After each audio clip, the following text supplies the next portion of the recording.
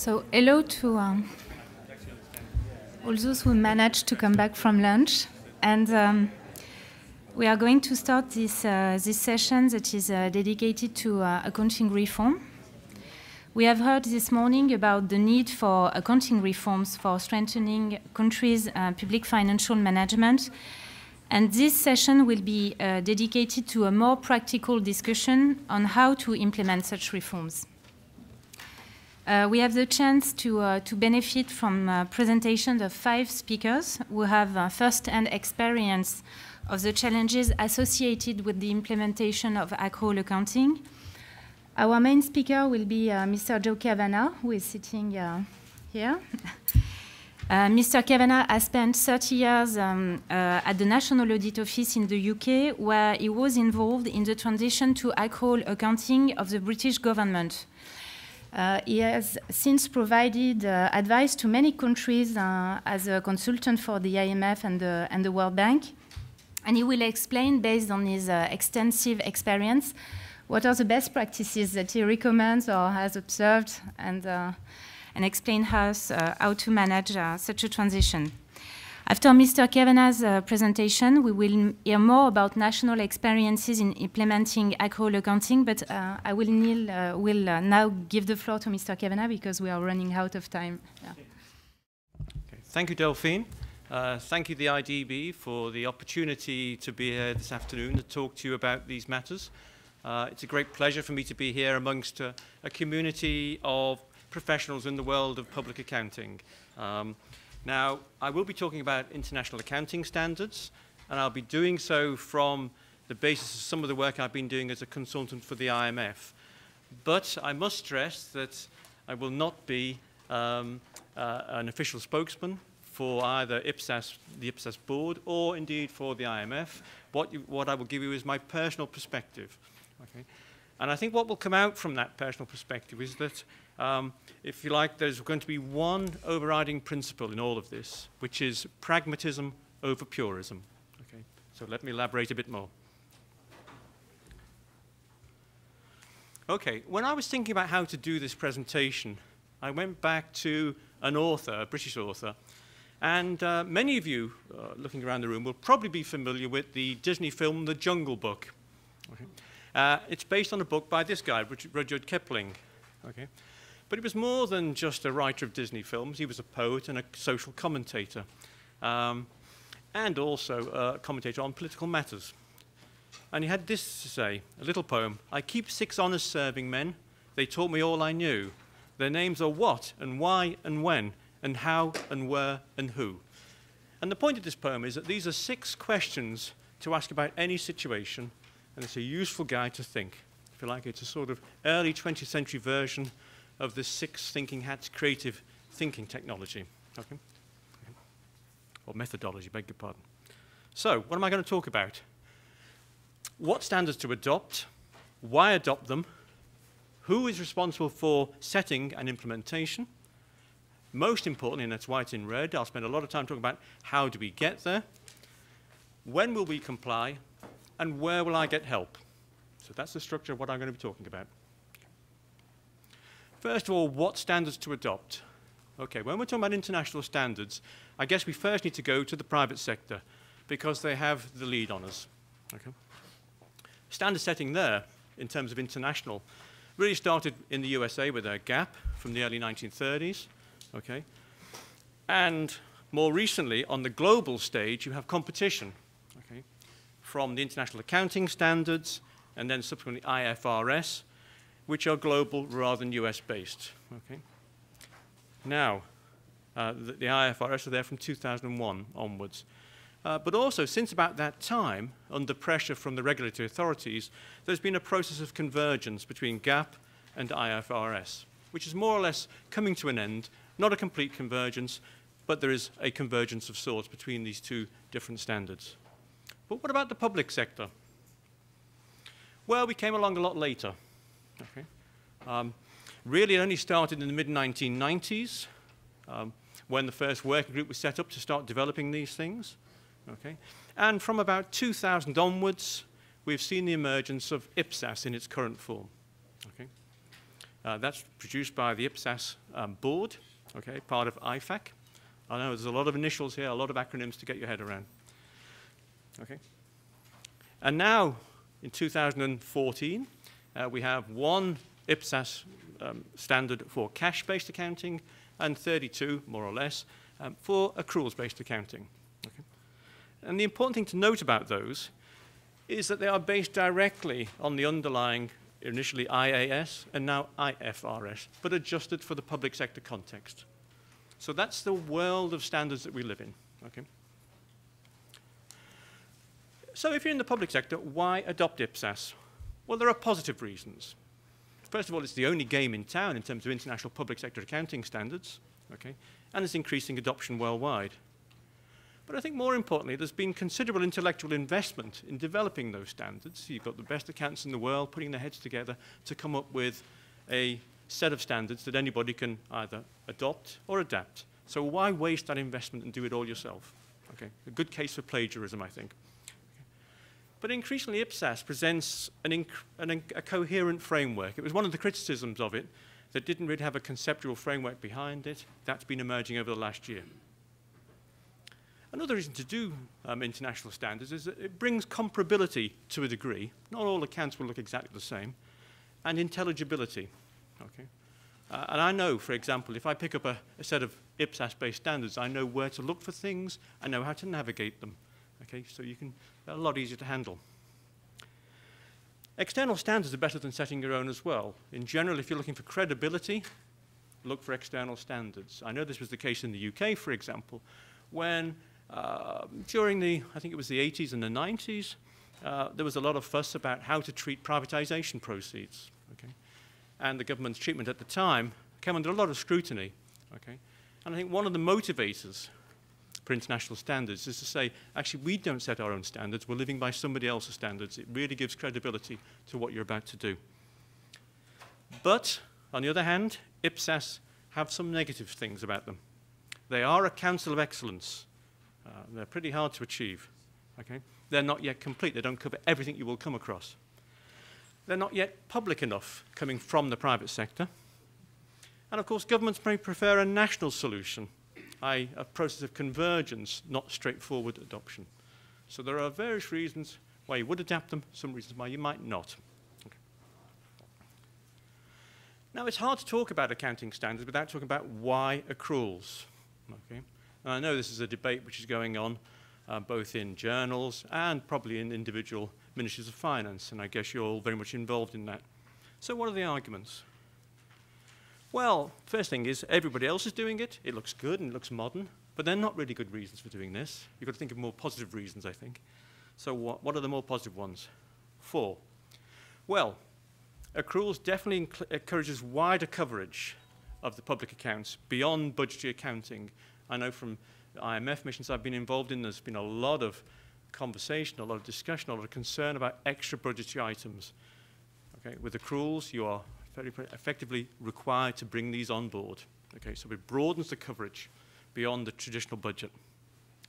It imposes greater financial discipline, because if you're going to account for something, you've got to have systems and procedures to get there, to value them, to identify them, to recognize them, and so on.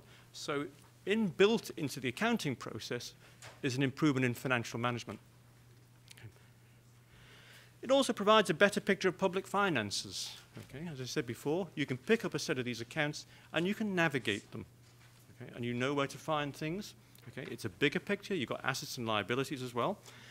This was really struck home to me when I was doing a mission, I think it was in the Philippines, and amongst the meetings I had was with one of the rating agencies. And they said, oh yeah, we're really interested in what you're doing. So because at the moment we are quite worried about the state of the public finances, but if you've got accruals accounting, we'll be a lot happier.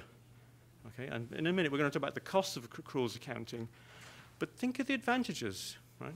For that ratings agency, just a 0.5% difference in the cost of your borrowing could save you much more than it might cost. Okay. And the last reason, and it's a very good reason, is accruals promotes the accountancy profession in the public sector. And we've all got to agree with that, I think. Okay. But more so, it also promotes professionalism of the accounting profession. I've been in a number of countries, my own included, where you have trained accountants doing cash accounting. And I think, what a waste. They've been trained to do accruals accounting, you bring them on board, and they do simple budgetary accounting. This really does build the accounting profession in the public service. But against cost, we've talked about that, £50 million, $50 million, the difficulty of doing it, many challenges, and whether you've got the capacity to get there. All that effort may not be justified by the benefits. There may be limited capacity within the public service and indeed within the government to use all this new information, even if you've got it. And there may be difficulty integrating with cash-based budgetary systems. So there's a fine balance there, and it will depend on where you are in your state of development and your internal capacity. Okay. Now, I have a feeling that maybe 20 years from now, okay, when all the tears have been shed, all the pain has been gone through, that we'll look back on this and say, what was all the fuss, right? And that nobody will want to go back, and critically, no one will want to go back from accruals to cash. Okay. So that's why accruals. The next question is, who is responsible for standard setting? Well, I think we've got to take the question of who is responsible into two things, standard setting and implementation. We've talked a bit about this already. IPSAS has no legal force. It has to be adopted in each country. It involves choices within the standards, so it must be interpreted. So you're going to need to give it legal backing in whatever legal framework we have, but do make certain that that legal framework reflects the dynamic nature of the standards, because they change year by year. So it's no good having it stuck in a law, which will only change every 5 years. Okay. Okay. It's going to require an authorizing body, whether that's the Ministry of Finance, with or without an independent national standards board, Ministry of Finance with an advisory board, or the Ministry of Finance alone deciding its own standards. It's going to require a vehicle for promulgation, publish national standards or a financial reporting manual, internal manuals. At the very least, you would expect these policies to be enunciated in the Statement of Accounting Policies as part of your accounts. Okay? And you should be prepared for these to be updated annually. Okay? Now, the solution, which of those models you adopt, will depend on your national resources and accounting capacity. Let's talk about the sources of standards, because it's easy enough to say, oh, we'll do IPSAS. Okay. But it's not quite as simple as that. Because, for example, if we just do a little mind map here, okay, with the general government on the right, that's the public service, public sector minus state enterprises, and on the left-hand side, the private sector, okay, well, let's cut up the world into those two bits. Okay.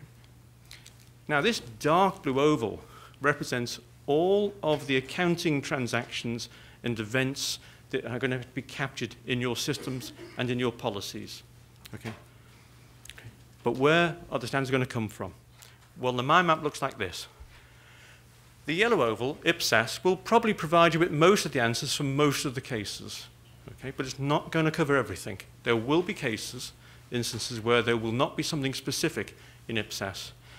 You may have to go back to another IFRS, if that's the case, to find a relevant standard or policy, right? And if it's not in the yellow oval of IPSAS or in a specific IFRS, then you'll need to go back to first principles, to the conceptual framework, or indeed some other national standard. Okay, so it's not absolutely true to say you will adopt IPSAS. It's more than likely that you'll have a hierarchy, okay, that you'll be taking standards from different places. And so when you build your manual, think through that.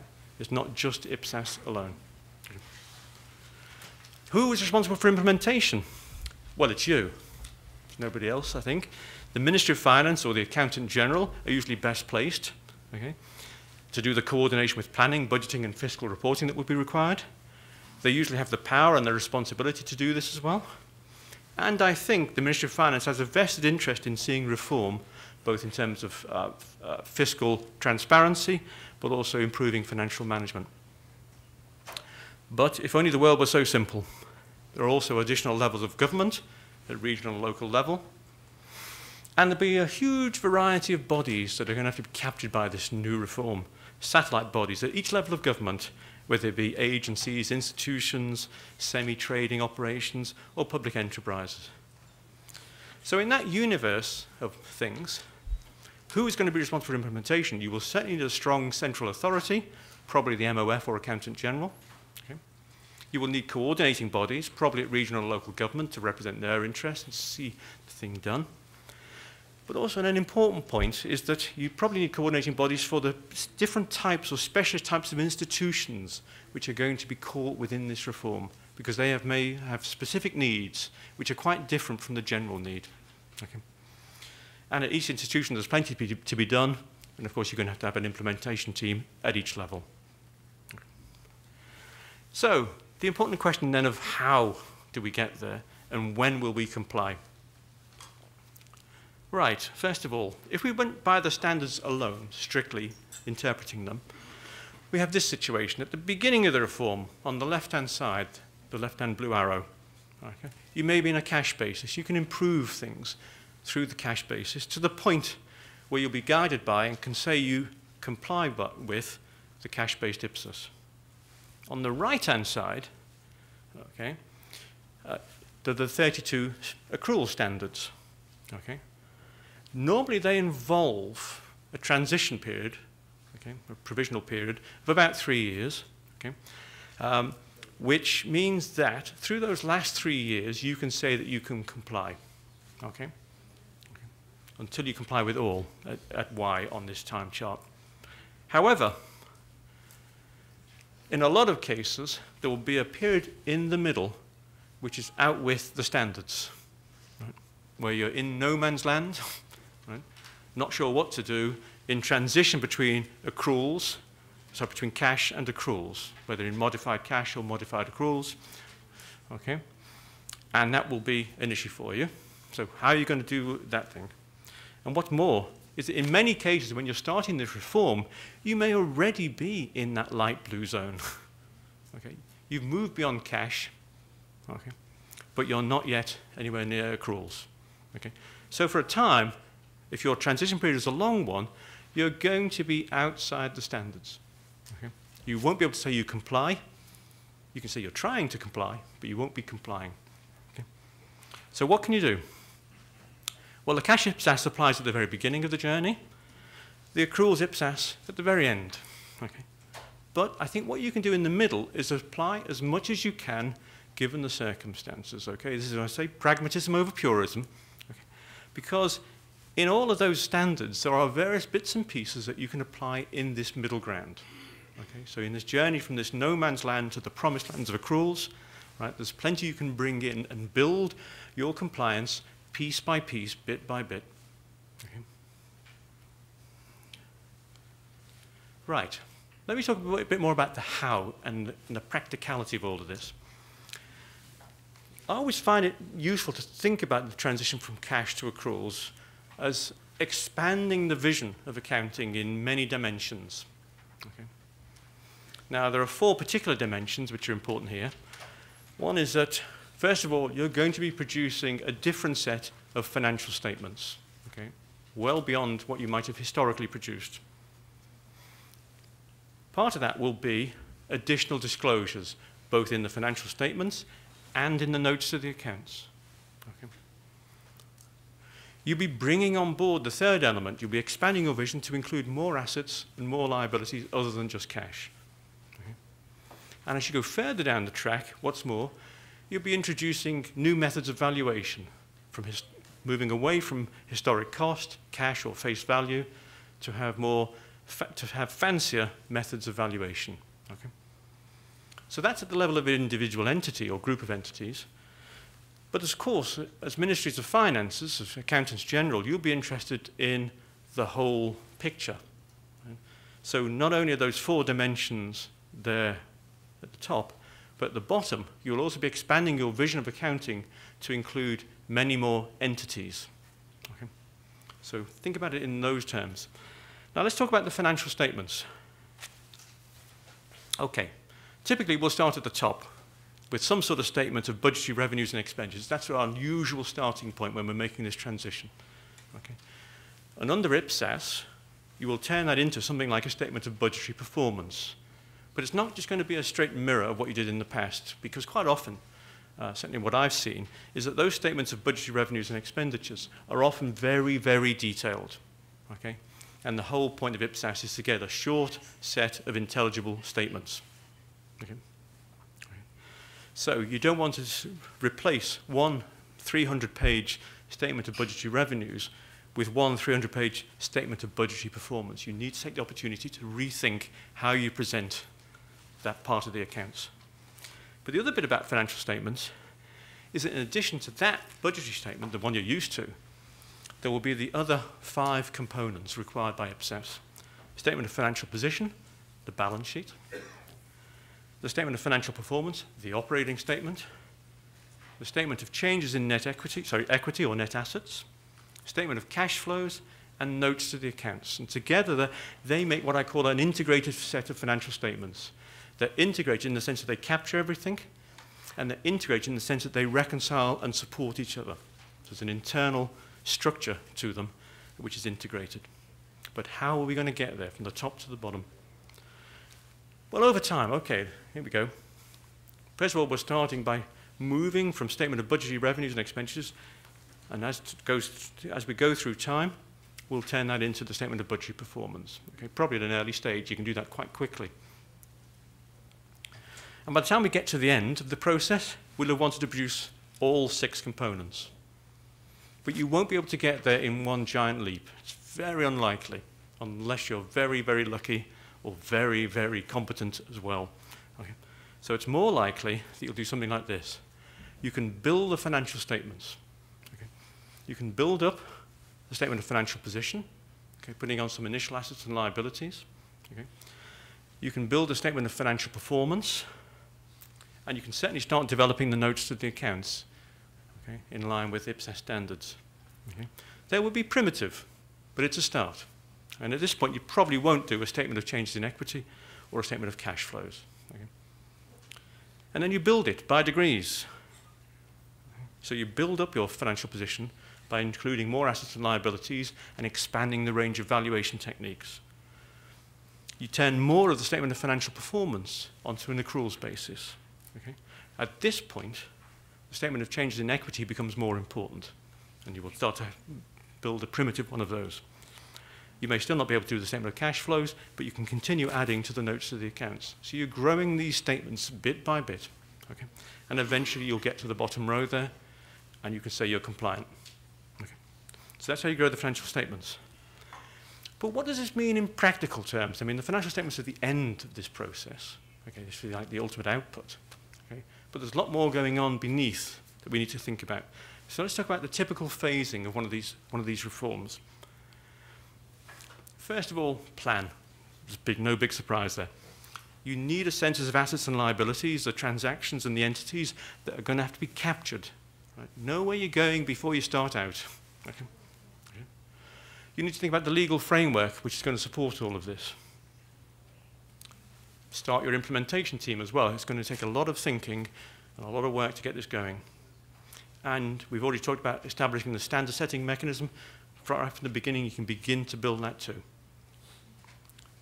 A second stage would be to plan, adopt the new financial statements and the things that are most directly associated with it. So for instance, you'd be thinking about the classification that you're going to use in the new accounts.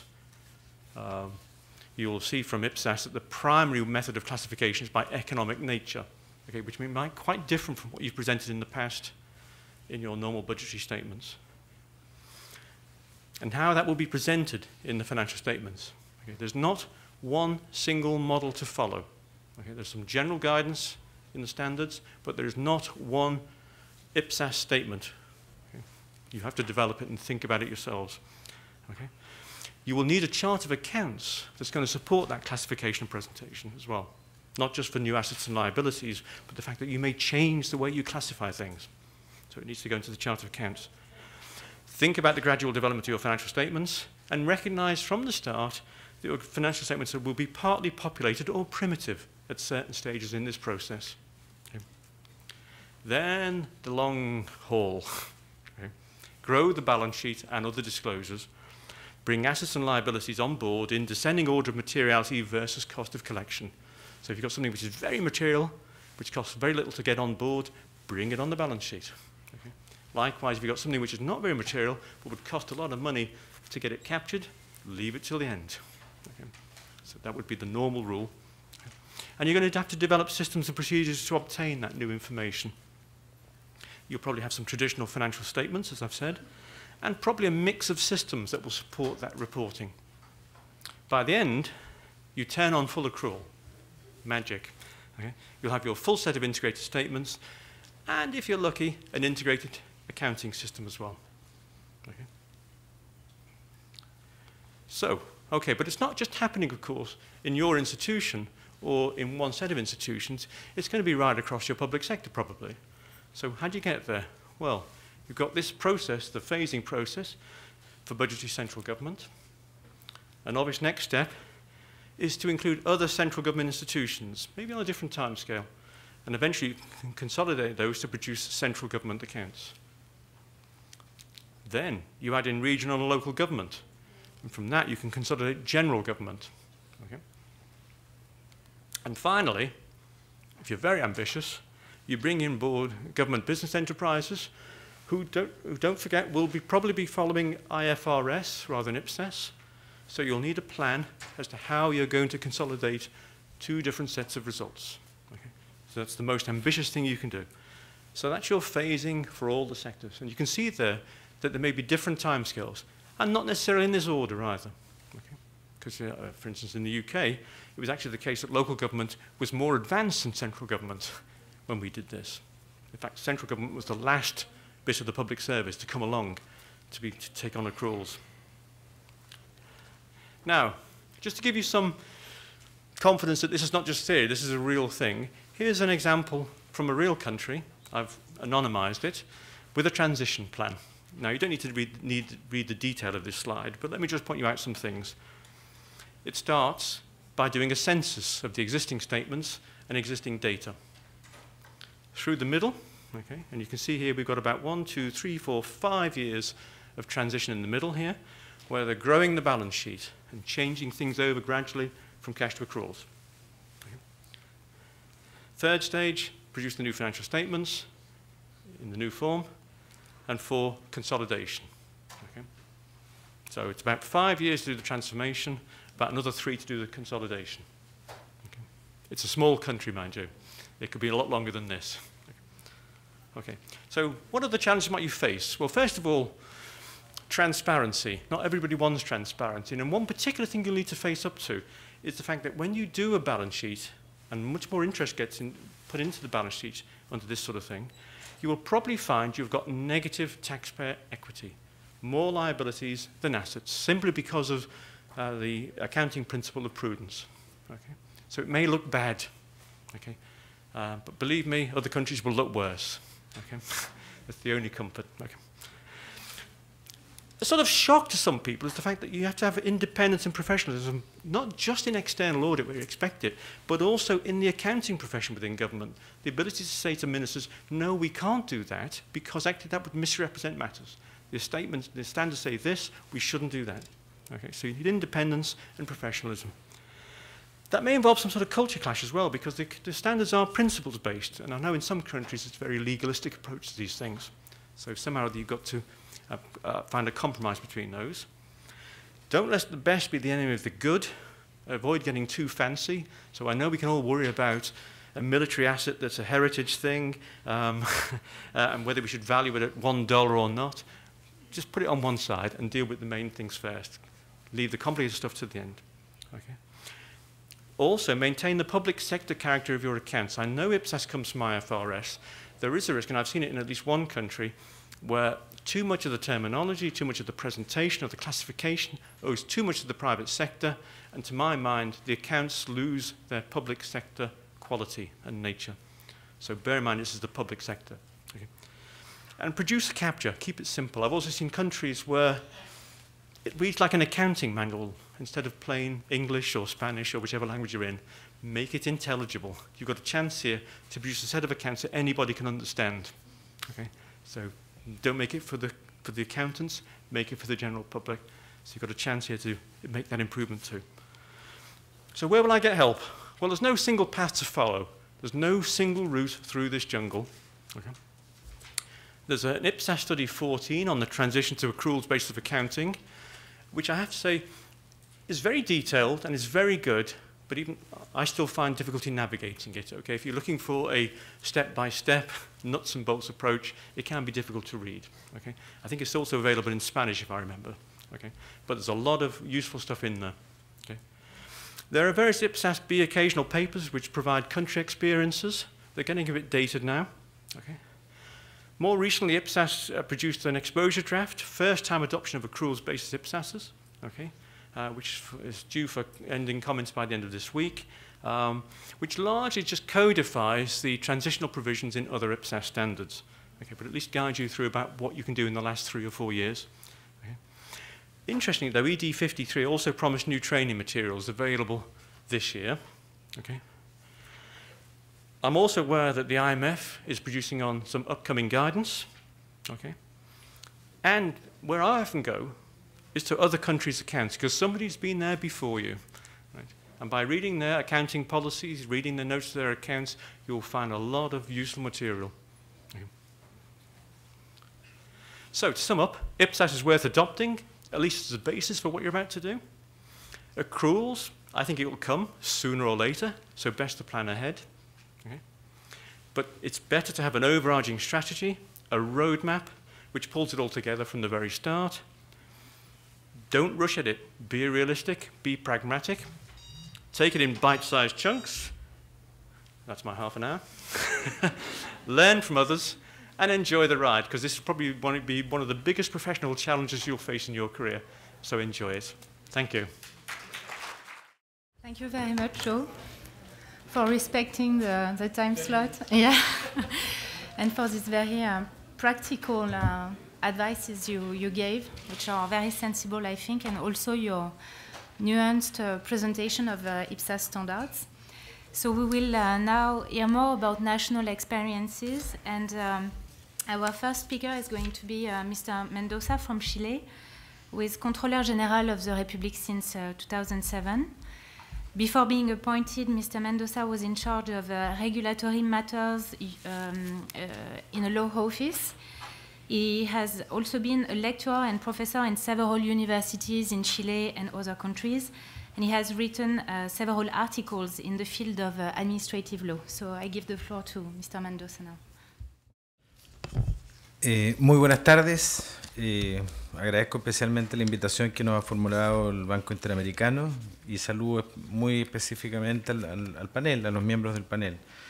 Desde luego es una actividad compleja hacer una charla sobre IPSAS en Chile después de almuerzo.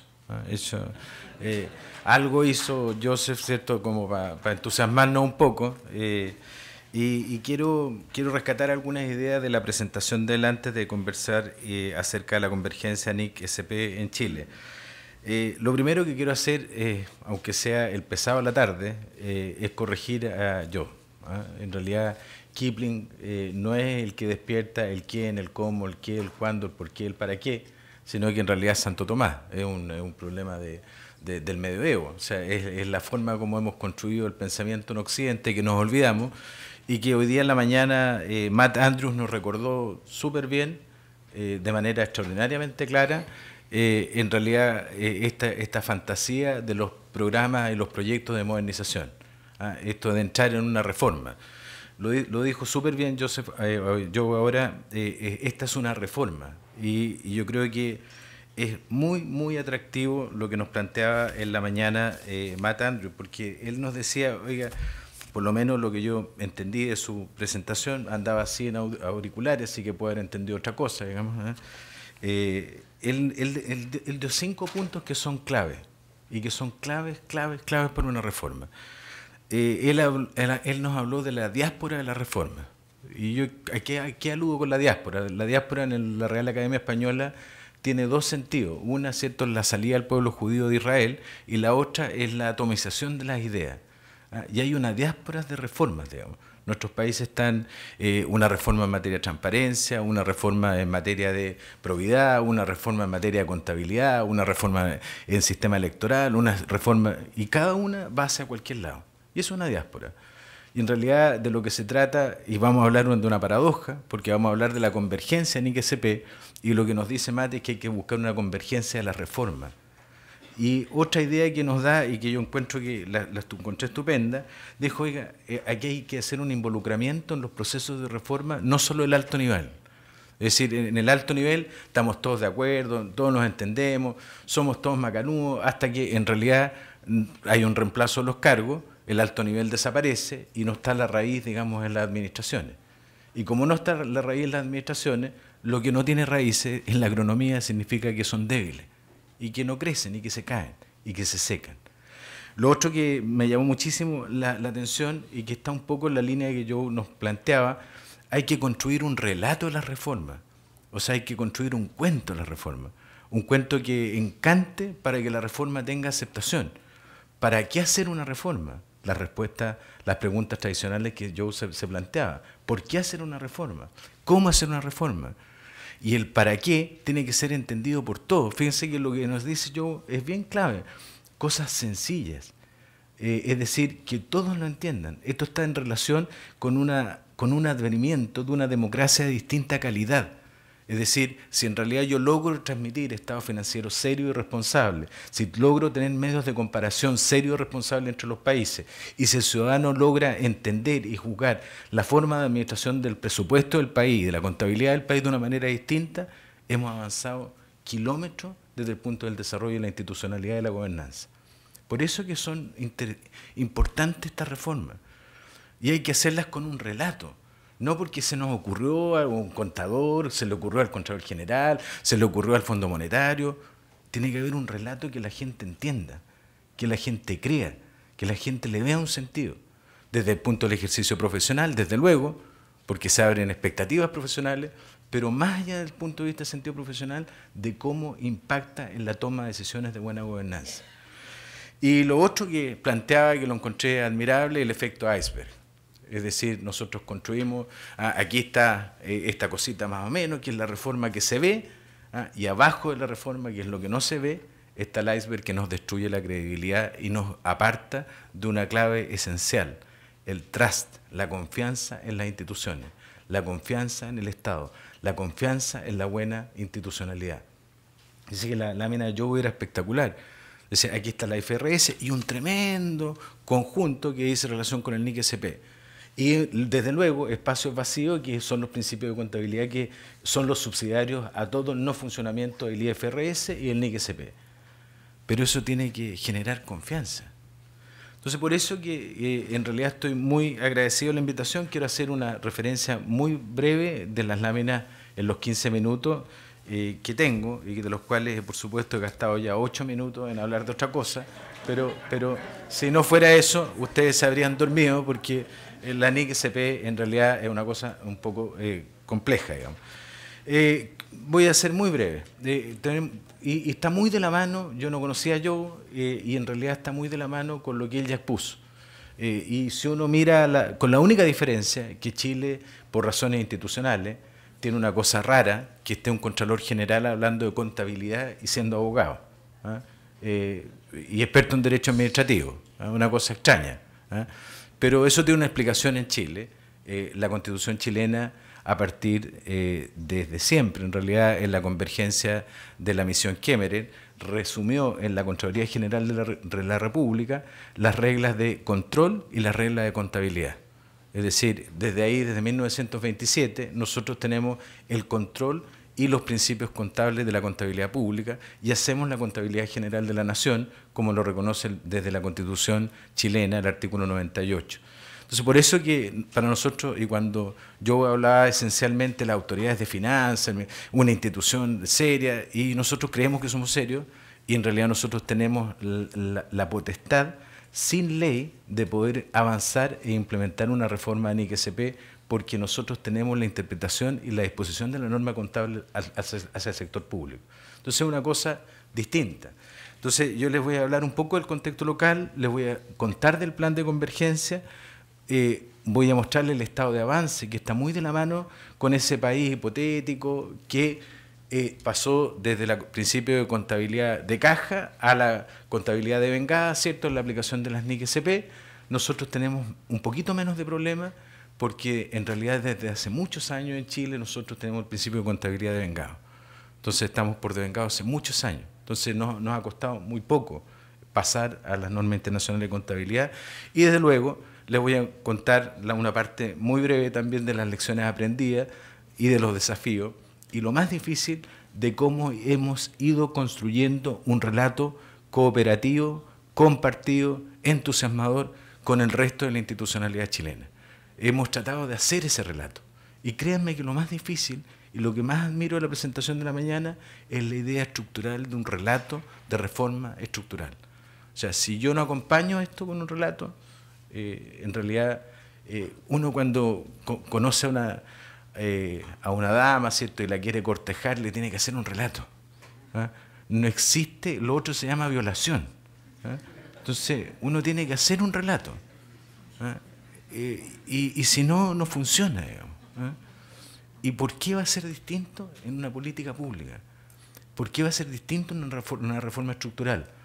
Solo por la decisión ideologizada o de petulancia intelectual de quien está en una situación posicional que dice esto es lo mejor para nuestro país, o en realidad yo tengo que convencer de que es bueno para nuestro país. Son dos conceptos, digamos.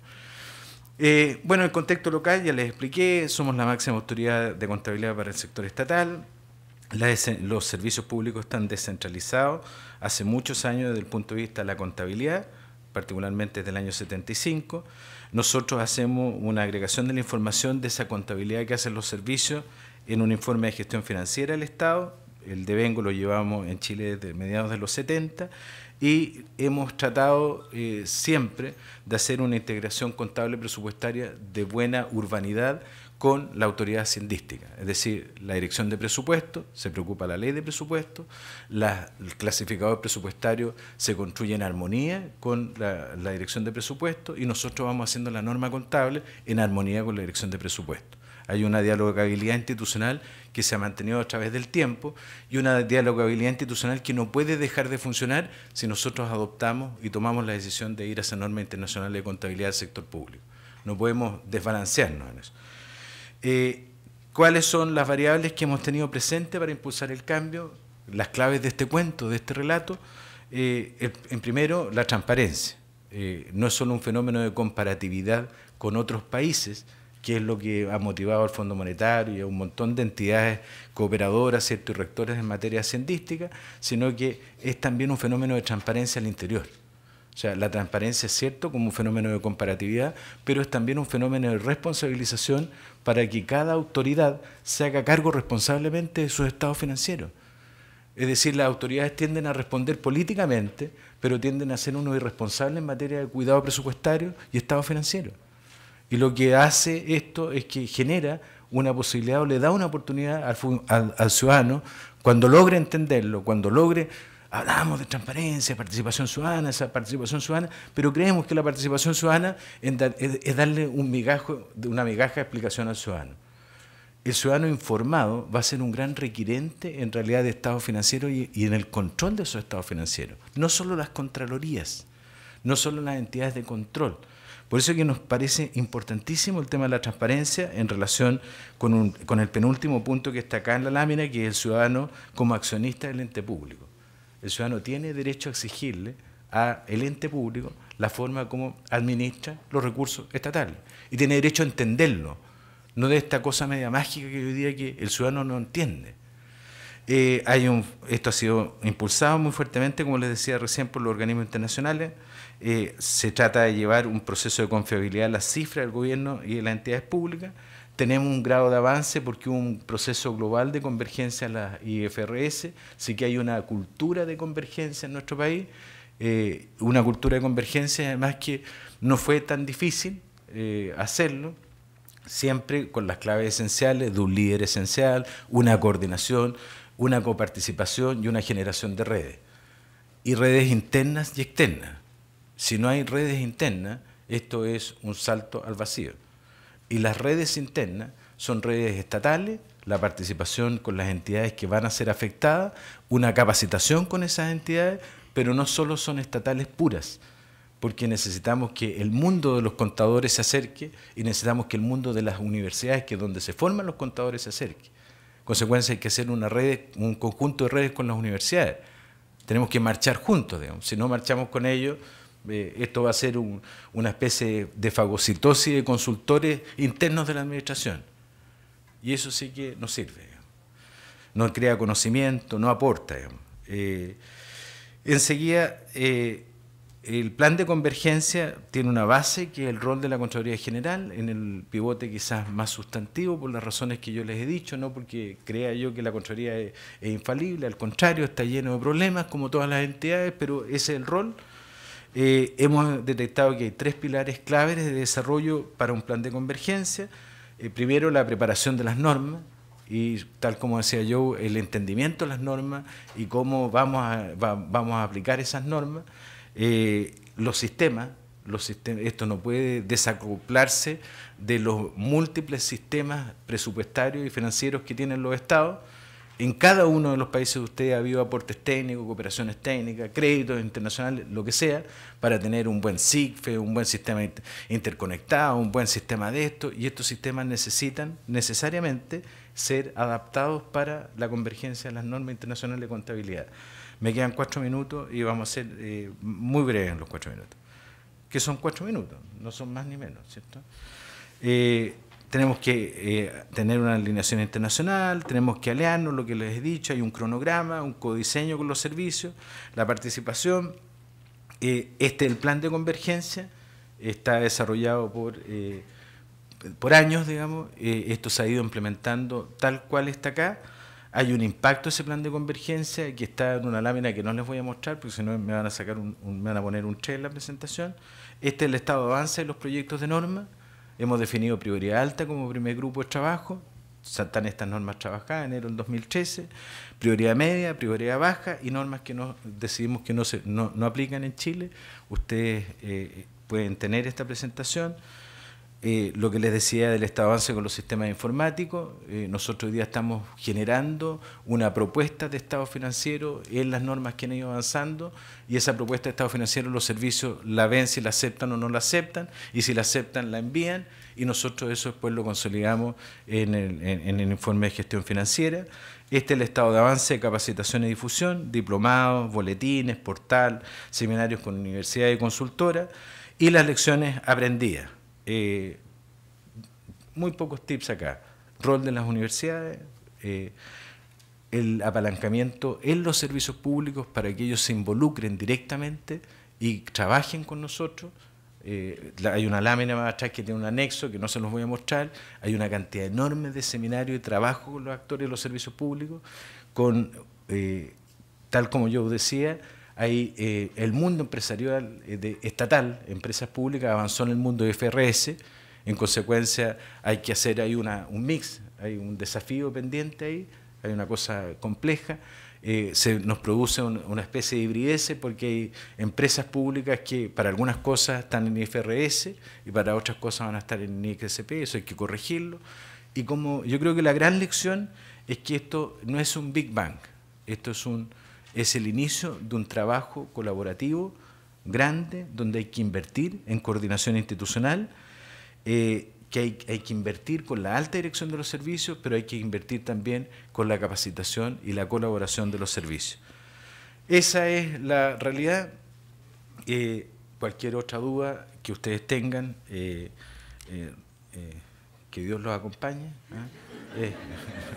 nos pueden hacer llegar, digamos, las dudas, digamos, a mi casilla electrónica, y esta presentación queda a disposición de ustedes. Muchas gracias. Thank you very much, Mr. Mendoza. So we will hear now Mr. Borja Ramirez, who is Accountant General of the Republic of Colombia since 2011. He's also a chartered accountant and has extensive research and academic experience. And he's going to present us a reform that is currently going on in this country. Buenas tardes.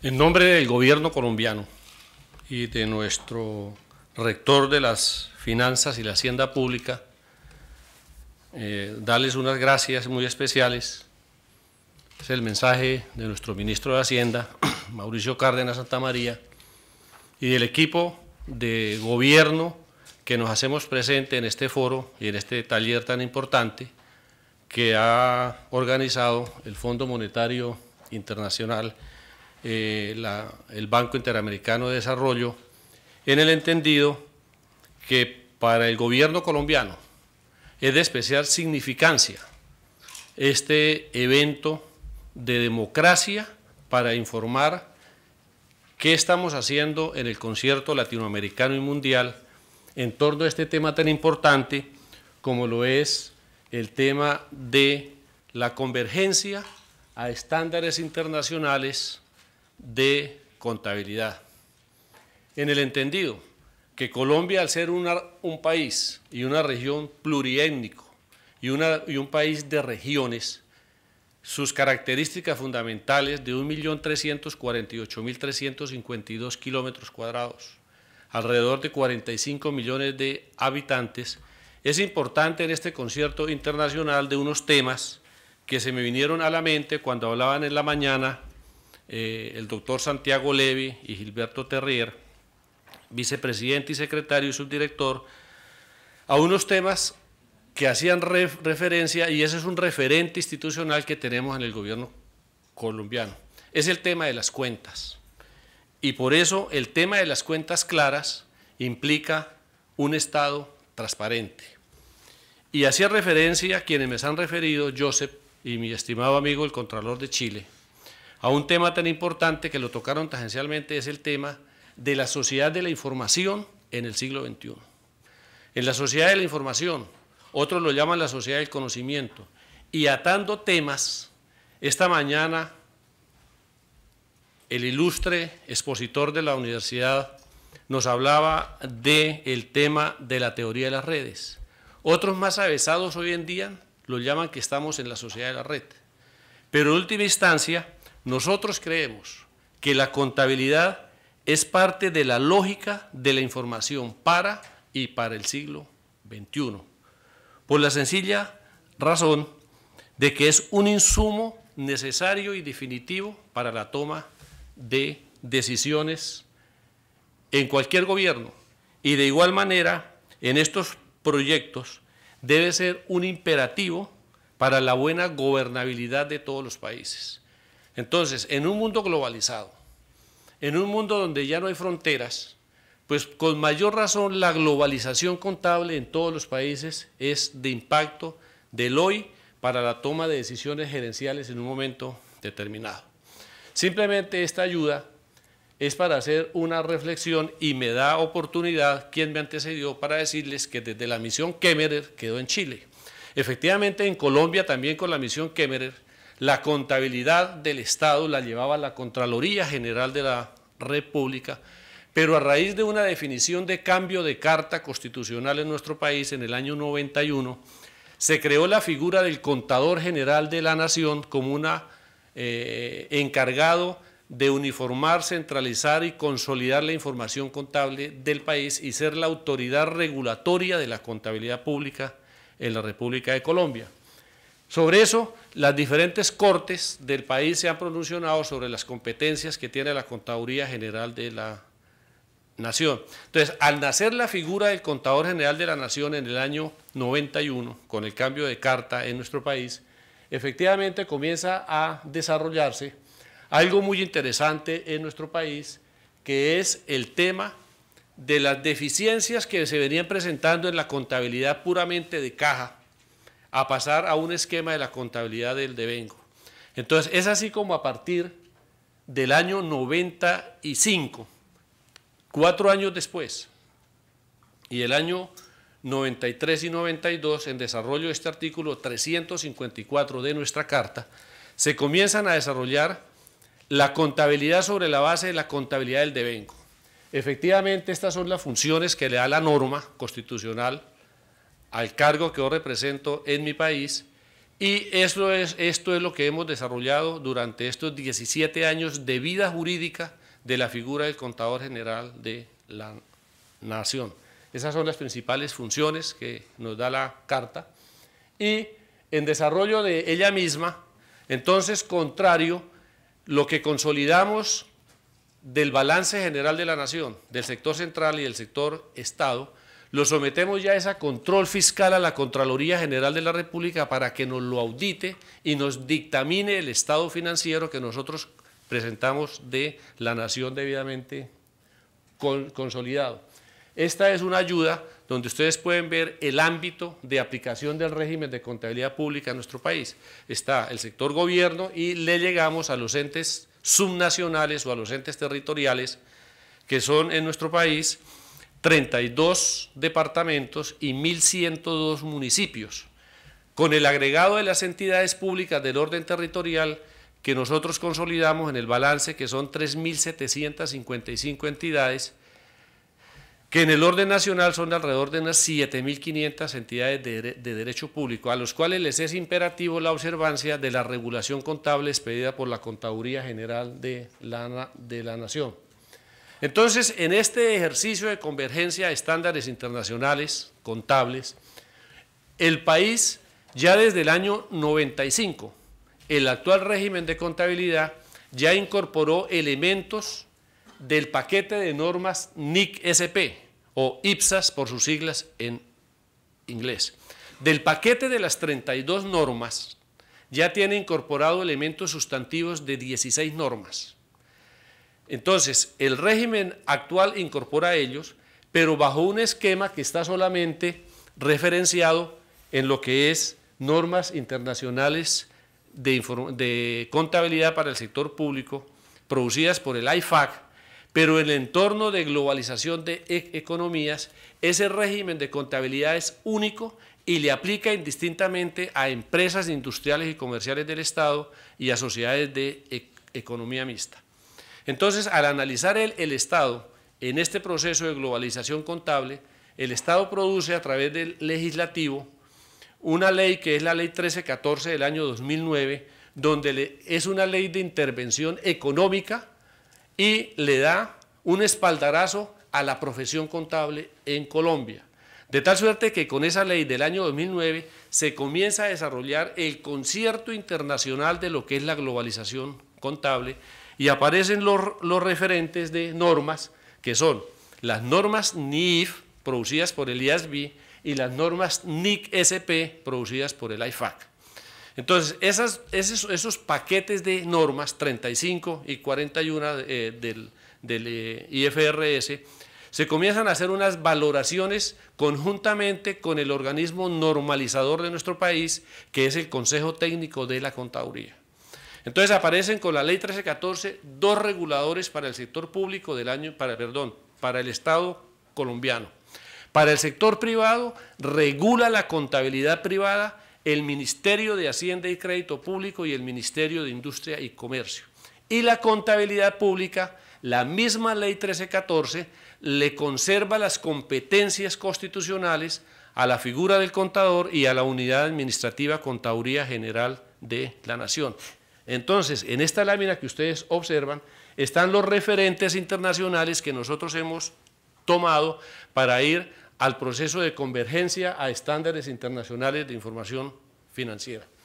Ese es el ejercicio donde ustedes pueden apreciar que el actual régimen de contabilidad colombiano es único.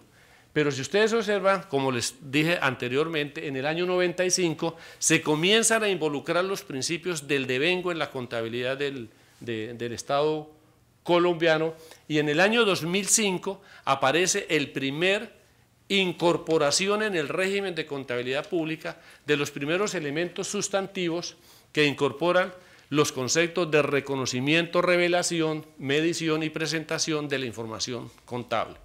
O sea, del paquete de las 32 NIC-SP ya se incorporan 15 elementos sustantivos. Cuando comienza a desarrollarse la ley 1314, necesariamente la contaduría hace un pare en el camino porque no podía seguir la sostenibilidad contable de que únicamente se manejara un modelo de contabilidad que le fuera aplicable tanto al sector gobierno como a las empresas del Estado. Así las cosas, obsérvese que en un trabajo con el apoyo de los reguladores privados comenzamos a trabajar y está este documento a discusión pública de todos los colombianos. Es un documento de discusión pública para que lo conozca cualquier colombiano que esté interesado en aportarle conocimiento en torno al tema de la contabilidad nueva, contabilidad internacional, bajo el paquete de normas IFRS o bajo el paquete de normas del IFAC, NIC-SP o IPSAS. Este documento está en plena discusión pública, lo estamos trabajando con consultores internacionales en un convenio que tenemos con el Banco Mundial hoy en día, y ya hemos recibido los primeros comentarios de estos documentos a nivel internacional para acomodarnos en lo propio de las necesidades del país. Por ejemplo, en lo que tiene que ver con la NIC-SP, que es la 32, es una ley muy importante porque tiene unos aspectos fundamentales en el desarrollo de las normas. Entonces, los modelos que nosotros hemos previsto bajo la base de estas características, lo hemos abierto en modelos de contabilidad sobre la base de NIC-SP para entidades de gobierno, para empresas no emisoras de valores o que no capten o administren ahorro del público, y para empresas emisoras que capten y administren ahorro del público. Para esas dos categorías de empresas ya las hemos regulado y ya están en el paquete de normas internacionales de información financiera, el paquete del IASB. En lo que tiene que ver con el paquete de entidades de gobierno, es el ejercicio que estamos desarrollando en nuestro país y ahorita van a ver ustedes el cronograma. Sobre la base de los modelos tenemos respetabilidad nosotros de la incorporación en lo que son para empresas emisores del marco conceptual, las normas para revelación, medición y presentación, guías de aplicación e interpretaciones. Esas empresas de Estado ya están en el concierto internacional, las empresas de emisoras este año y las entidades de gobierno en el próximo régimen que vamos a modificar. Este es el cronograma de aplicación para entidades de gobierno de este marco del año 2014, 16 y 17, ese es el cronograma de actividades, y estos son los recursos que nos ha aforado el gobierno nacional para el periodo 2013-2016. En este momento tenemos en pesos colombianos 7.144 millones de pesos, lo que equivale a $3.572.000 para desarrollar este proyecto en la base de incorporación, amén de unos apoyos internacionales vía cooperación internacional para iniciar un proceso de democratización de la información a todo lo largo y ancho del país. Los desafíos principales son estos que están en esta lámina. Es un proyecto importante al cual hacía referencia Joseph, que aquí los actores tienen que hacer convergencia de todas las entidades que tengan que ver transversalmente en el proyecto. Política pública, política macroeconómica, política de regulación y política de administración presupuestal, contabilidad presupuestaria. En este momento, nuestro país anda en sintonía como entidad regulatoria y el Ministerio de Hacienda en un trabajo conjunto para desarrollar este proyecto de gobierno que es urgentísimo, y más en el entendido que los incentivos que nos dan a nosotros es en el entendido de que la relación entre una buena gobernabilidad, la transparencia fiscal y los buenos resultados son también siendo reconocidos por la opinión pública y por todos los gobiernos. ¿Y a qué apunta esto? Apunta a un proyecto que ha sido el actual gobierno del presidente Santos en nuestro país, es la política de rendición de cuentas. La política de rendición de cuentas ha sido un elemento sustantivo de rendirle en la periodicidad necesaria tanto las entidades públicas como el sector gobierno en ellas. El proyecto, estas son las dos últimas ayudas, las voy a pasar muy rápidamente, es el proyecto de integración financiera que estamos trabajando actualmente todos los entes de gobierno que estamos comprometidos con la armonización contable internacional sobre la base de lo que son los aplicativos de sistemas en línea que tiene que ver con la parte de gestión contable en nuestro país para que sea un proyecto transversal y unísono. Por último, decirles a todos ustedes que muchas gracias. Nosotros como Estado colombiano tenemos una política de decirle a todo el mundo que hacer público lo público paga. porque cuando uno hace público lo público, pues efectivamente ganan todos los ciudadanos, ganamos todas las personas, y para nosotros en Colombia es un principio fundamental de transparencia el proceso de rendición públicas haciendo público lo público. Por eso, muchas gracias nuevamente por este espacio que nos han abierto, y mañana también está en representación de nuestro país la señora viceministra general del Ministerio de Hacienda y Crédito Público, quien va a hacer unos acompañamientos complementarios sobre estos temas que son importantes para nuestro país. Muchas gracias. Borja Ramirez, we will now hear Mrs. Mendez from Panama, who is the National Accounting Director since 2009, where she is in charge of financial management reforms. Mrs. Mendez started a career in the private sector and joined the civil services in 1992, and she has since been appointed in several senior positions, including National Accounting Director. Muy buenas tardes. Primero que todo, darles las gracias nuevamente al Banco Interamericano de Desarrollo por esta gentil invitación de compartir el proceso que estamos llevando nosotros en Panamá a esta tan exclusiva audiencia. El Taller Internacional de Tesorería y Contabilidad Pública, una iniciativa que definitivamente creo que viene muy de la mano para todos estos desafíos que como organización, como institución, fortalecen la institucionalidad de los gobiernos, esa convergencia de operativa, funcional y administrativa que debe haber bajo normas y reglas tanto de gobernabilidad como reglas funcionales en las áreas de acción de las finanzas públicas para mejorar la gestión financiera pública de los países. La gestión financiera pública es un tema que toma vigencia por todos los cambios y todas estas generaciones de cambios que están habiendo. En el caso de nuestro país quiero compartir con ustedes una agenda muy desafiante, porque la verdad es que hay muchas cosas que decir, pero para resumirlas en 15 minutos y cumplir con ese tiempo, a veces tenemos que ir en base a este patrón que nos dieron, y les voy a pedir unas disculpas porque en la introducción quizás ustedes van a ver, bueno, ¿y de qué vino a hablar Panamá? ¿Vino a hablar de NICS-SCP o vino a hablar de un proyecto, de una idea, de un concepto? En la introducción vamos a tocar aspectos de cómo ha enfocado Panamá este tema de todos estos desafíos. Lo hemos enfocado como un programa de largo plazo que tiene metas de corto y mediano plazo. Lo hemos enfocado desde una generación de cambios que empezaron desde hace dos o tres quinquenios, 3 diferentes gobiernos, con reformas a la administración financiera a través de reformas de política fiscal.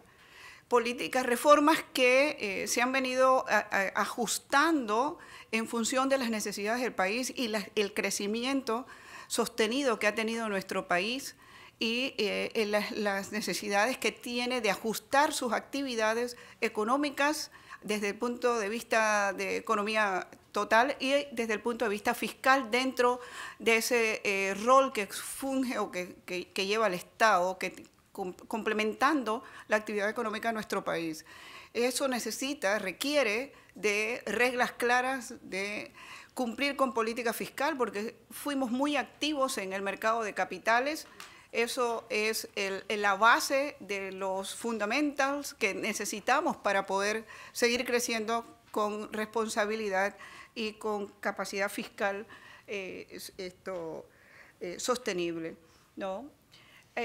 Como ya hemos tratado acá con las excelentes presentaciones, estamos hablando que todos nos estamos moviendo a las tendencias de escala mundial. Se han suscitado profundos cambios en materia de información contable gubernamental, las cuales se sustentan en la necesidad del Estado moderno de rendir cuentas de su gestión. Yo creo que parte de lo que tenemos, de los desafíos que tenemos, que tienen los gobiernos, y en particular los que son los gestores de tomas de decisiones, es que tienen que tener muy claro ese concepto de rendición de cuentas. La oportunidad de la información, la transparencia de esta información, además de facilitar los procesos de toma de decisiones, también tenemos a los distintos niveles del gobierno los propios usuarios de esa información, a nivel interno y externo. Ya cada vez la sociedad está exigiendo más del gestor público. Entonces, no es hasta finales del 2009 cuando el Ministerio de Economía y Finanzas, que es lo que también me tiene a mí, que salí de otro mundo y entré a este mundo de la contabilidad y los proyectos de tecnología y todas estas cosas, es esto, que el Ministerio de Economía y Finanzas, continuando ya con otro enfoque de su generación de reformas, entra al tema de lo que significa fortalecer la parte fiscal con la parte gubernamental desde el punto de vista de gobernabilidad. O sea, es como la visión del iceberg que estamos viendo, lo positivo que están generando las reformas de tipo económico y fiscal, pero está en la profundidad, por debajo hay otra realidad que no es consona con lo que está viéndose arriba. Y esa otra realidad es que no tenemos políticas fuertes, no tenemos sobre lo que es la política financiera pública. No tenemos actualización de sistemas financieros, no tenemos unas leyes modernas con respecto al manejo presupuestario y por ende todavía manejamos conceptos de devengado para la ejecución del gasto y de caja para la ejecución del ingreso. Y así también la toma de decisiones está compartida desde el punto de vista de publicación de estadísticas con la Contraloría General de la República. Este tipo de cosas ya están generando, ¿no?, inconvenientes en la generación de estadísticas para el Estado. Por lo tanto, ¿dónde empieza el modelo? ¿Dónde empieza la nueva gestión? La nueva gestión empieza en definir un nuevo modelo para el país. No empieza en definir qué sistema va a cambiar lo que subyace a las políticas visibles y los resultados positivos que ha tenido. Entonces, se crea se toma la decisión de evaluar el modelo en términos generales, porque es como decir que quiero un nuevo auto, pero ¿cuánto debo invertir en él? ¿Y a dónde me va a llevar? ¿No? Entonces la decisión puede ser muy simple, ¿no? Sí, quiero un auto costoso porque a mí me va muy bien, si es que yo tengo que lucir que me va muy bien en un Jaguar, ¿no? Sin embargo, voy al mismo camino con mejores recursos, pero invertidos donde debe estar. En eso lo que le falta al modelo, ¿no? Entonces, estaba la otra decisión. ¿Es el sistema? Entonces dijimos, no es el sistema. Yo puedo cambiar el CIAFPA por un nuevo sistema, pero ese es un medio. El medio no es lo que me hace falta el modelo en términos generales. ¿Qué quiero cambiar de ese modelo? Y se diseña el nuevo modelo de gestión financiera gubernamental, donde es el paraguas de todo lo que estamos haciendo hasta ahora. En ese modelo, a mediados del 2010 ya se define este modelo, el cual se basó una serie, con la contratación de una firma consultora, en una serie de evaluaciones de cómo debiera ser la madurez de un modelo de gestión financiera pública y quiénes están mejor rankeados en estos niveles. Y de allí lo comparamos con lo que nosotros teníamos como país. Y de allí salió en el nuevo modelo de administración financiera gubernamental, que lo que busca que los recursos del sector público sean asignados estratégicamente, de acuerdo con las prioridades del Estado y los mandatos presupuestarios. los servicios gubernamentales se brinden efectivamente y se logra un valor apropiado del uso del dinero, ¿no? Dicho modelo debe estar sustentado en normas contables que le den confiabilidad y transparencia. Las normas internacionales de contabilidad para el sector público han nacido como resultado de la importancia que los organismos internacionales como el Fondo Monetario, la Federación, el IFAC, el Banco Mundial y las jornadas profesionales como estas que están impulsando, que esta tendencia es la donde tenemos que ir, ¿no? Y estos se le han asignado a los sistemas de contabilidad como el núcleo integrador de la información financiera de los estados, ¿no? Ya la contabilidad tiene que dejar de ser una opción, que es como la experiencia que he tenido en estos años.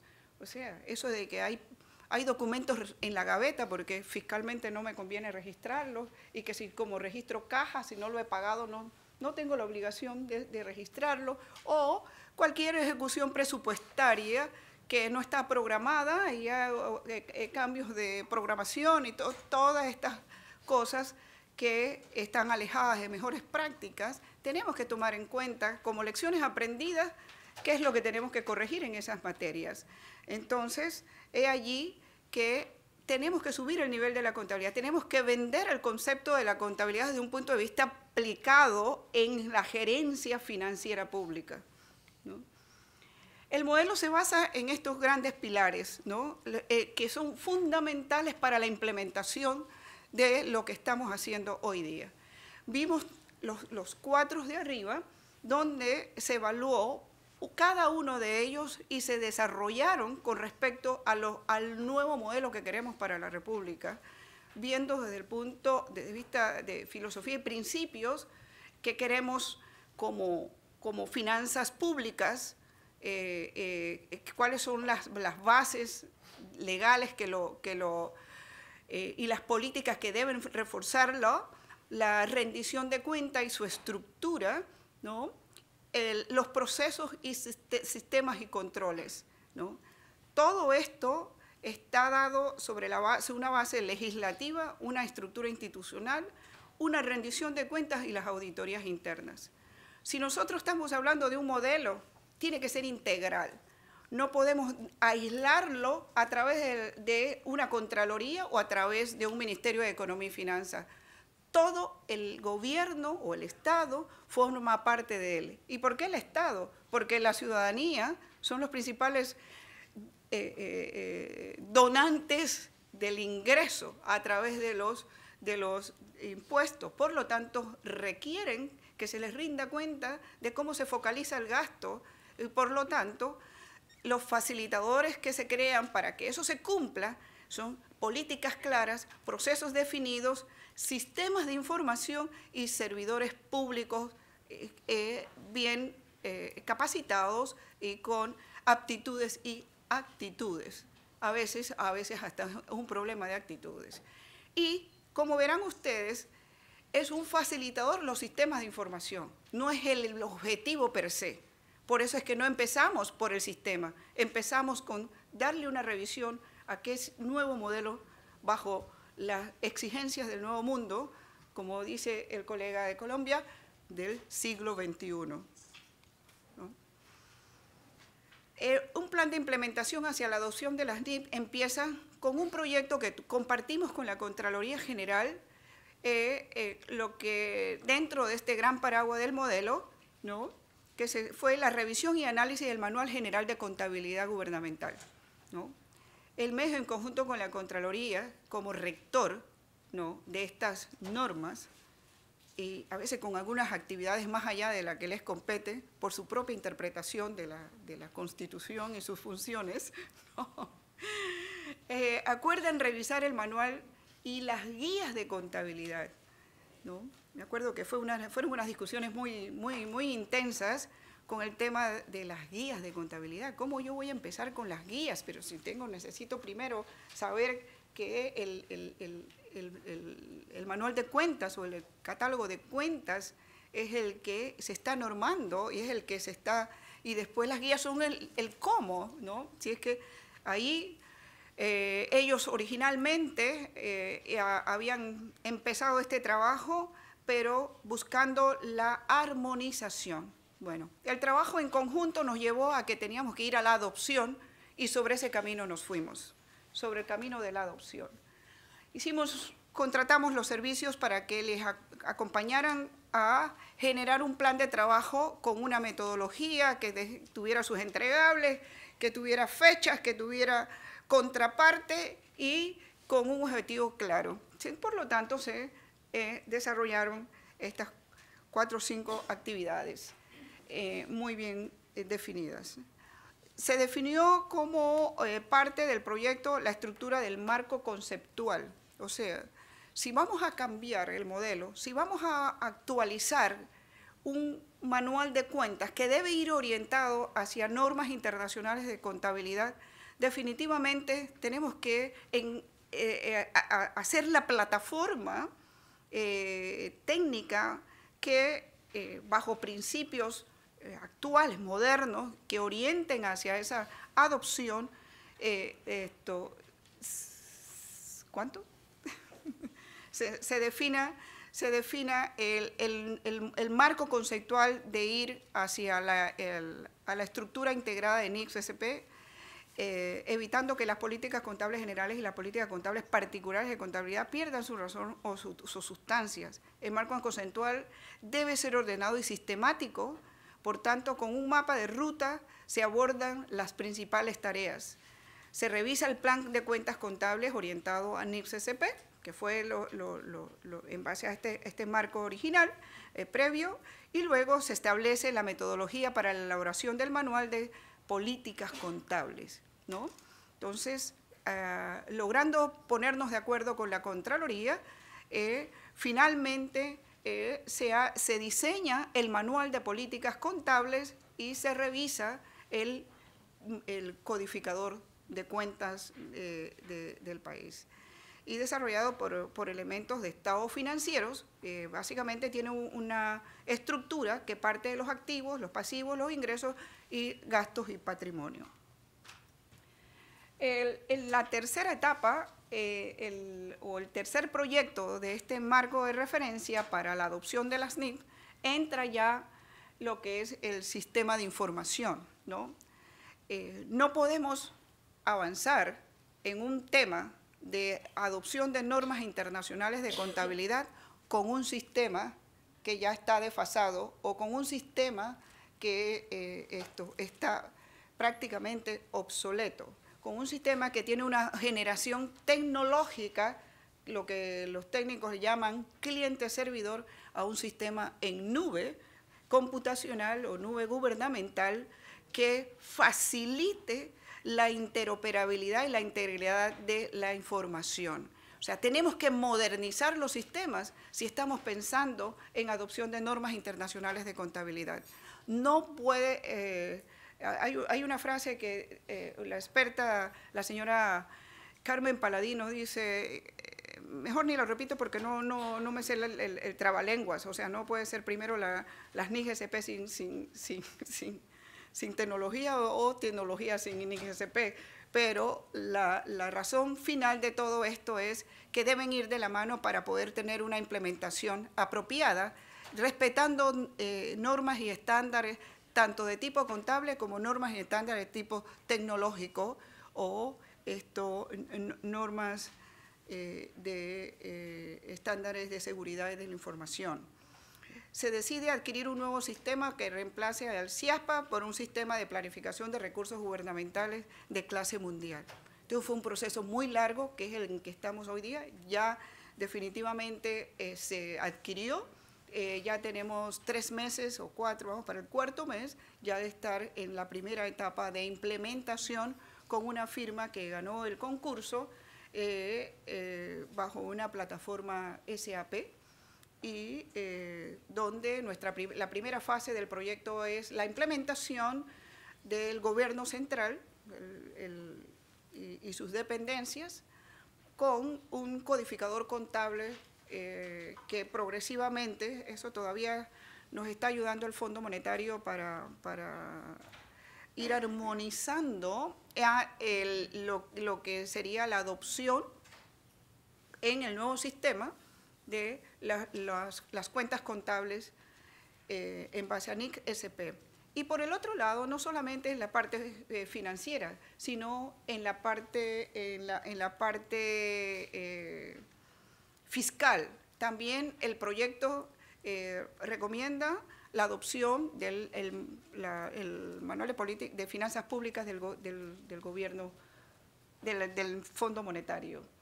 Los primeros productos se definieron las políticas, las cuentas conforme a políticas contables, se solicita la asistencia técnica para validar con las normas, el plan de cuentas y el modelo. ¿Qué nos falta? Normativa con rango de ley del decreto que permita la aplicación. ¿Ve? Y bueno, los dejo porque ya me han dado muchas señales de que terminé, así es que por ahí están las conclusiones, ¿no? Los desafíos, todo lo que usualmente ocurre, ¿no?, para poder implementar, y muchas gracias. Y disculpen. Thank you, Mrs. Mendez. Now, our last presentation by Mrs. Remersaro from Uruguay, who is an economist and works at the Accountant General Office. She has an extensive experience in internal audit and has also been working for the Supreme Audit Institution of Chile, the Court of Auditors. Bien, buenas tardes. Muchas gracias a los organizadores por la invitación cursada a Uruguay y muchas gracias a todos ustedes por compartir esta presentación. El trabajo que nos pidieron fue el comentar la armonización de las normas contables internacionales en nuestro país. Entonces nosotros queremos presentar que es en el marco de la reingeniería del sistema de información que Uruguay está desarrollando las actividades de armonización de las normas contables. Nosotros en los últimos 2 años, y finalizó el año pasado, definimos el modelo conceptual de alto nivel aplicable a la reingeniería del sistema integrado de información financiera, que básicamente cubre los 4 módulos como núcleo básico que todos conocemos y con el módulo contable como rol integrador. Por lo tanto, dentro de las actividades definidas para los 10 primeros meses de este año, queremos llegar a octubre con la licitación pública internacional de los términos de referencia del desarrollo e implantación del nuevo sistema integrado, que es un desarrollo particular específico para Uruguay, y en el marco de esas actividades verán en el punto 3 que es la armonización con los estándares internacionales. Hay un conjunto de actividades más que debemos desarrollar, pero la armonización es en el marco de la reingeniería del sistema integrado. Como todos conocemos, la contabilidad es un sistema de información. En el modelo conceptual se definió quién es el ente emisor y para quién lo hacemos, y en el para quién está claro cuál es el producto que debemos presentar y cuáles son las normas contables que vamos a adoptar. El ente emisor mantiene el ente emisor del presupuesto nacional de nuestro país, que son todos esos incisos, unos 30 incisos del gobierno uruguayo, quedan por fuera los gobiernos subnacionales y están por fuera las empresas públicas. Yendo al tema que nos ocupa de las normas internacionales, está claro que el IFAC es quien emite las normas contables, y en particular en Uruguay el Tribunal de Cuentas, que tiene algunas competencias respecto al control, ya en el año 2002 emitió una ordenanza que era de carácter obligatorio la adopción de las normas contables. Esa ordenanza, aunque está vigente, no ha tenido ningún eco, ningún apoyo en nuestro país, en tanto nosotros del actual sistema integrado de información no emitimos información contable, por lo cual mucho menos emitimos información patrimonial. La intención es trabajar con el manual actualizado, la versión 2013, que incluye las 33 NIC SP. Obviamente que la definición del Tribunal de Cuentas del año 2002 era una versión incluso anterior al 2007 y es una ordenanza que nunca ha sido revisada ni mejorada. Por lo tanto, hay una primera dificultad en Uruguay que es converger, unificar los criterios que tiene definido el Tribunal de Cuentas con los criterios que desde el Poder Ejecutivo, el Ministerio de Economía y Finanzas, quiere llevar adelante. En el marco de esa reingeniería, nosotros como Contaduría General de la Nación somos una oficina dependiente del Ministerio de Economía y Finanzas, quien conjuntamente lideramos la reingeniería del sistema integrado y hemos definido un plan del quién, cómo y cuándo se van a desarrollar el proceso de armonización. Recordemos que esto es parte de las actividades del 2014 que el Uruguay debe llevar adelante para licitar su reingeniería. La Contaduría General de la Nación, por ley, establece los requisitos del sistema de contabilidad gubernamental, administramos el Sistema Integrado de Información Financiera y, por lo tanto, emitimos los estados contables que presenta el Poder Ejecutivo ante el Parlamento y los somete a su aprobación. Es en ese marco que Contaduría General plantea la adopción de las normas internacionales de contabilidad del sector público y plantea un plan preliminar de esa adopción. Por un lado, organizando los grupos de normas según los impactos en el nuevo sistema, cuál es el alcance y cuáles son los cambios a evaluar. Nosotros no tenemos del sistema integrado una contabilidad presupuestal que surja, mucho menos patrimonial, por lo tanto, la adopción de las NIC-SP va a tener un fuerte impacto en los estados contables que emitimos y tenemos que ser coherentes cuando salgan emitidos con la nueva normativa, qué cambios se introducen de los estados contables que fueron emitidos con los actuales sistemas. Y la complejidad de los organismos con distintos grados de autonomía. En el marco del CIF2 está prevista la consolidación con todos los gobiernos subnacionales, que en nuestro país son 19, y ya se está en un proceso paralelo de trabajo para que los 19 gobiernos departamentales tengan un mismo plan de cuentas y que ese plan de cuentas armonice con el modelo conceptual y por lo tanto pueda consolidar con el plan de cuentas definido a nivel nacional. Las normas las hemos organizado en 4 grupos, no vamos a entrar porque son conocidas, pero sí está planteado trabajar sobre los grupos 1 y 2, que son los de mayor impacto que tendrían en nuestro país. En particular, estas normas, porque hay algunas de ellas que tienen ordenanza del Tribunal de Cuentas, por ejemplo, la NIC 14, el Tribunal de Cuentas ordena 3 meses, la Constitución define 6, nosotros efectivamente tenemos que uniformizar un único plazo de presentación de estados contables, claramente definir cuáles son los estados contables y en todas las normas de inventarios, propiedad y propiedades de inversión, nosotros no tenemos contabilidad patrimonial, por lo tanto lo que tenemos es ausencia de normativa en de dicha normativa que también deberíamos contemplar al Tribunal de Cuentas en su discusión. Además de eso, nosotros tenemos definido el cuándo. Efectivamente, el plan original tiene más de un año, como verán. Lo primero que tuvimos que definir fue el marco conceptual. Ese marco conceptual define más de 200 requisitos básicos para su desarrollo. En el corto plazo, las actividades que están definidas, armonizar la normativa y en el mediano plazo establecer el marco instrumental. Para avanzar entonces, en el marco conceptual nosotros definimos cuáles eran los principios aplicables a la contabilidad pública, cuál es la normativa general del Sistema Integrado de Contabilidad, están descritos en ese modelo conceptual dentro de los 200 requisitos, el marco instrumental, cuáles son los manuales de procedimientos contables. Una vez definida la armonización, ya tenemos consultores trabajando para la optimización de procesos y para la descripción y definición de los manuales de procedimientos contables, obviamente el plan de cuentas y su clasificador presupuestario, y por último, qué estados contables se van a emitir, con qué alcance y qué estructura. Ese es nuestro trabajo, esperemos que en estos 7 meses, a octubre, que es previo a las elecciones nacionales, este gobierno está comprometido a dejar las bases firmes de los términos de referencia para la ingeniería y que el gobierno entrante tenga toda la libertad para definir si la deja vacía, desierta dicho llamado o finalmente opta a través de un proceso de análisis en la firma que debería desarrollar y en 2 años, estamos hablando del año 2017, poder ingresar con un sistema integrado que para nosotros es un gran avance, que por lo menos tenga un módulo de contabilidad. Obviamente para la mayoría de ustedes eso ya lo han pasado, pero nosotros todavía estamos en ese paso. Muchas gracias.